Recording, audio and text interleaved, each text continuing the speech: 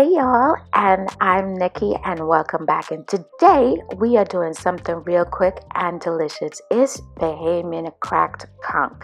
Oh yes, so we've got our conch, flour, milk, salt, garlic pepper, and one egg that we're gonna go ahead and get this dish started. So there's the AP flour that you're seeing right there, and we're just gonna go ahead and we're gonna tenderize our conch to get it started with the cracked conch process. So here it is. I had one that I had in the freezer that I gotten from the store. Had them run it through the tenderizer at the fish market at least twice, and so I just put it in a Ziploc bag because I want to tenderize it just a little bit more myself. And by doing that, I can get my meat tenderizer with the edge that is a little bit beveled, and we're just going to lightly pound it out. Now, we're not doing like we're doing some kind of red meat. This is conch. It's a tender kind of seafood, so you don't need to do all of that. So we're just going to lightly pound this out just a little bit more before we get started with our other ingredients for this recipe. So in this bowl, I have one egg, and I'm going to add some milk to it. So I use whole milk, full fat, it is what it is. And then I'm going to add about a half a teaspoon of garlic pepper. Now, I'm not going to add any salt to this because the garlic pepper already have salt in it, and I don't want it to be too salty because I'm going to be seasoning the flour that I'm going to dredge the conch in. So we just want everything to be fresh, delicious, and not too salty because you can't enjoy it like that. So we're just going to go ahead and whisk this together, making sure that the egg and milk is fully combined. All ingredients are where we need it to be before we get it started in the flour mixture. So in this bowl, I have at least about a cup and a half of all-purpose flour, some garlic powder, and about a half a teaspoon of salt. And so I'm just going to make sure that I combine all of this together.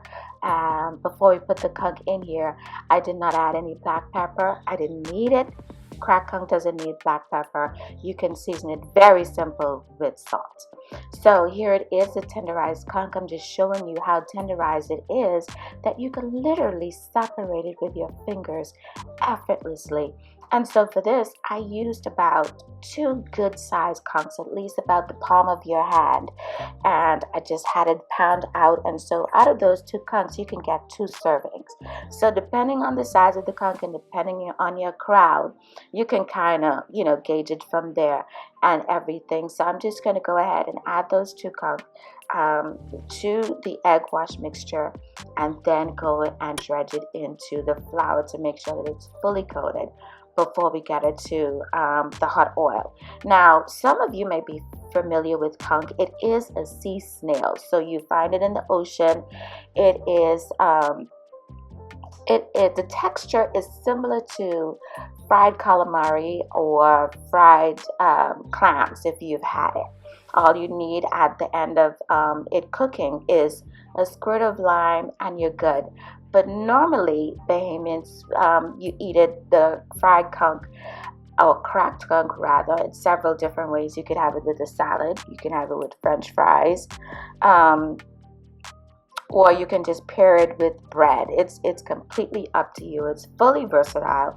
Or you can just have it by itself, with a little bit of cool libations. It's completely up to you, okay? So here is our oil that we had warming up on the stove, and we want to bring that up to temperature. And of course, like anything else that you dredge in flour, you want to shake off the excess before you add it to the hot oil. And when you add it to the oil, this is seafood, so seafood does not take long to cook. All you need to do is just look out for the beautiful golden brown color, and then you're done. You take it out, and that's it. The thing with conch is you can eat it raw or you can eat it cooked, and cooking it is, it's a variety of different ways that you can do it. So we're just going to do that, and I'm just showing you it. That first piece that I had in there, it is already golden brown and about to exit the pan.